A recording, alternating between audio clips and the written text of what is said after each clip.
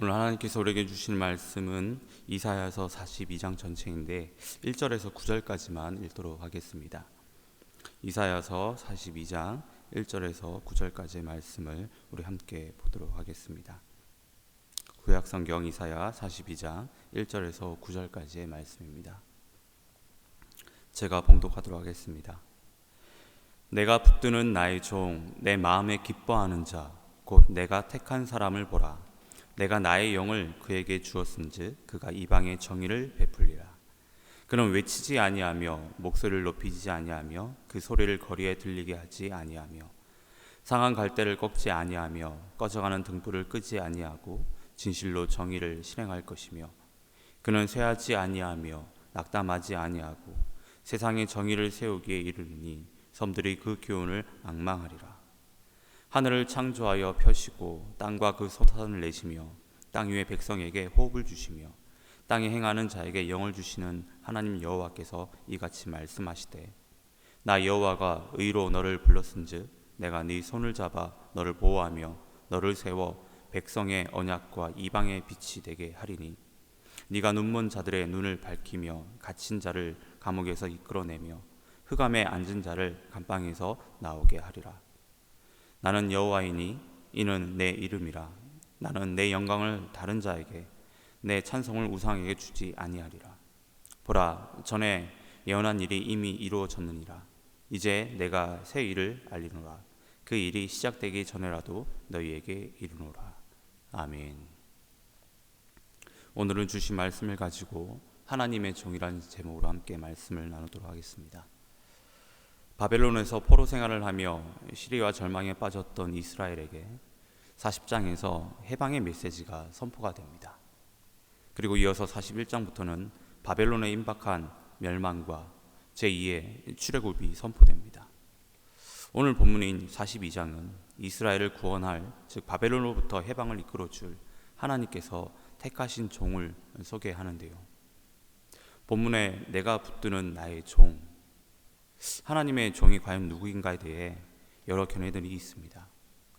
41장부터 계속 나타나는 나의 종은 어떤 때는 고레스 왕이기도 하고 때로는 이스라엘의 왕, 그리고 때로는 장차 오실 메시아를 지칭하는 것으로 해석을 합니다.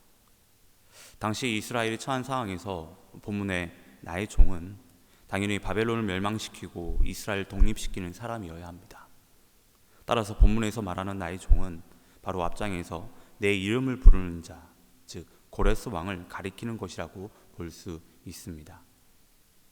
바벨론을 멸망시킨 페르시아의 고레스 왕은 바벨론과는 다른 정책을 펼쳤습니다. 바벨론은 철저하게 민족 말살 정책을 펼쳤습니다. 유다를 정복하고 유다의 이방인들을 이주시키는 것과 이스라엘 백성들을 포로로 바벨론으로 끌고 왔던 것은 그 민족의 정체성을 말살시키려 했던 정책 중에 하나였습니다. 그러나 고레스는 유화 정책을 펼쳤습니다. 가능한 한 패배국의 기반을 존중해 주므로 자발적으로 복종하게끔 만들었습니다. 그래서 바벨론을 정복하고도 바벨론의 유산을 보호하고 바벨론 사람들이 계속해서 그들의 신들에게 예배하는 것을 허락했습니다.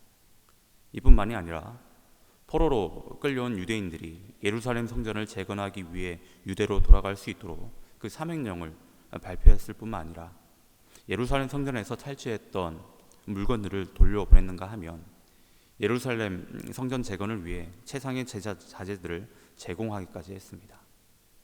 따라서 본문에서 밝히는 주의 종에 대한 특징과 비교해 볼 때 여러 면에서 고레스를 지칭한다라고 할 수 있습니다. 그런데 오늘 본문에 의하면 고레스가 이 같은 정책을 편 것은 결코 그의 개인적인 생각이 아니라 이방인이었음에도 불구하고 하나님께서 그를 당신의 사역을 위해 종으로 택하셨기 때문이라는 것입니다. 그런데 구속사의 관점에서 보자면 고레스의 역할은 한정될 수밖에 없습니다. 왜냐하면 그는 유한한 인간으로 본문에서 의미하는 영원한 구원을 이루지 못했을 뿐만 아니라 그 역시 역사의 뒤안길로 사라졌기 때문입니다. 정리해보면 하나님께서 부르신 고레스는 지금 이스라엘을 구원한 구원자라고 할 수 있는데요. 근데 이 문맥만을 놓고 생각해 볼 때 고레스는 예수님을 예표한다라고 할 수 있습니다. 오늘 본문의 전통적인 해석, 영적인 해석은 주의 종을 장차 오실 메시아, 즉 예수 그리스도를 가리키는 것입니다.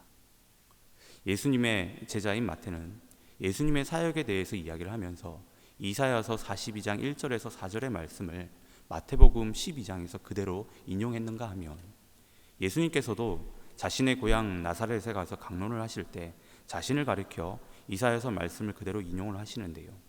주 여호와의 영이 내게 내리셨으니 이는 여호와께서 내게 기름을 부으사 가난한 자에게 아름다운 소식을 전하게 하려 하심이라. 나를 보내사 마음이 상한 자를 고치며 포로된 자에게 자유를, 갇힌 자에게 노임을 선포하는 것이라. 예수님이 본문 1절에서 말하는 것처럼 예수님께서 붙드는 하나님의 종이며, 하나님이 기뻐하는 자이시며, 하나님께서 택한 분이며, 성령님과 더불어 하나님을 알지 못하는 이방의 정의를 구현하는 유일한 분이시라는 것이죠. 그렇다면 본문의 주의 종을 예수님이라고 했었을 때 오늘 살아가는 우리 신앙인들에게 있어서 이것이 우리에게 무슨 의미가 있겠는가? 이는 예수님을 믿는 우리 역시 하나님이 붙드시는 하나님의 종이며, 하나님이 기뻐하는 하나님이 택한 자로서 이방을 향해 정의를 베푸는 존재라는 것입니다. 전혀 자격 없는 우리가 예수님을 나의 구주로 고백하며 하나님께 나아갈 때 하나님께서는 우리를 의롭다 칭하셨고, 이를 통해 우리가 하나님의 자녀가 되었습니다.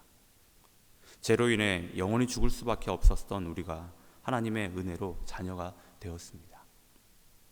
갈라디아서 4장 6절에서는 이것을 이렇게 이야기하는데요. 너희가 아들임으로 하나님이 그 아들의 영을 우리 마음 가운데 보내사 아빠 아버지라 부르게 하셨느니라. 그리고 예수님께서 약속하신 보혜사 성령님이 하나님의 자녀된 우리와 함께 하신다라고 이야기를 합니다. 이 얼마나 은혜로운 말씀입니까? 창조주 하나님이 무엇이 부족해서 미천하게 짝이 없는 피조물에 불과한 우리를 향해서 이같이 말씀을 하시는지, 우리의 정체성이 이렇기 때문에 우리를 향하신 하나님 아버지의 깊은 사랑과 은혜 속에 우리가 거할 때 우리는 비로소 하나님께서 주신 그 사명들을 온전히 감당할 수 있습니다. 그러면 하나님의 종으로서 택함을 받은 우리는 어떤 삶을 살아야 하는가? 이게 우리의 평생 숙제인데요. 오늘 본문 2절을 보면 그는 외치지 아니하며 목소리를 높이지 아니하며 그 소리를 거리에 들리게 하지 아니하며 라고 이야기를 합니다. 이는 하나님의 종이 어떤 삶의 자세로 살아야 하는지를 말하는 것인데요. 이 말씀을 문자 그대로 보면 하나님의 종은 그의 사명을 매우 소극적으로 또는 매우 나약하고 조신하게 수행하는 것처럼 보입니다. 그런데 본문은 그런 의미로 말하는 것이 아니라 하나님의 종이 매우 겸손하게 그의 사역을 감당해야 할 것을 말하는 것입니다. 여기서 외치지 않고 목소리를 높이지 않고 그 소리를 거리에 들리지 않게 한다는 것은 사람들이 자기 자신을 주목하게 하지 않게 할 것을 말하는 것이고, 자기 자신을 높이거나 자랑하지 않는 것을 비유적으로 표현하는 것입니다. 실제로 예수님께서 어떻게 사역하셨는지를 우리 복음서를 통해서 저희가 알 수 있는데요. 예수님은 철저하게 자기 자신을 낮추시고 겸손하게 사역을 감당하셨습니다. 그리고 자기 자신을 드러내지 않으셨을 뿐만 아니라 사람들의 이목을 피해서 사역을 하셨다는 것이죠. 이러한 예수님의 사역의 모습은 하나님의 자녀요, 하나님의 종으로 선택받은 백성이 이 세상에서 어떤 자세로 살아야 하는지를 가르쳐 준다라고 할 수 있는데요. 그것은 예수님께서 하셨듯이 외치지 않고 목소리를 높이지 않고 그 소리가 거리에 들리지 않게 철저히 자기 자신을 낮추고 겸손한 자세로 하나님의 일을 감당해야 한다라는 것입니다. 그리고 3절을 보면 상한 갈대와 꺼져가는 등불에 대해 이야기를 하는데요. 상한 갈대와 꺼져가는 등불은 그 가치가 다한 것을 이야기합니다.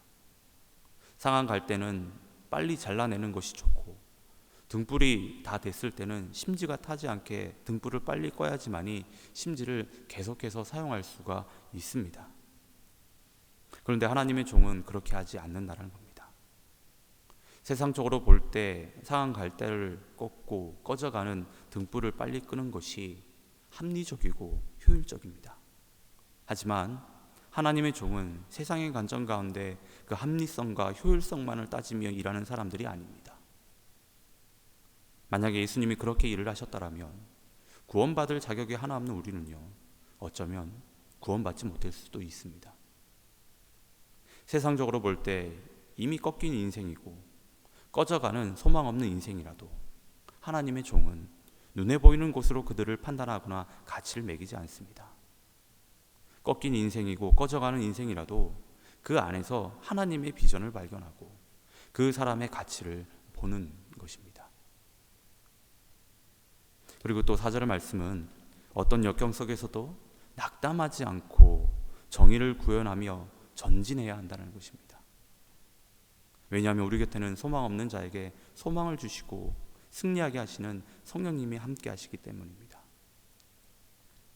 바벨론의 포로로 끌려간 유대인들을 다시 불러세워 제2의 출애굽을 추진하신 이가 바로 하나님 아니십니까?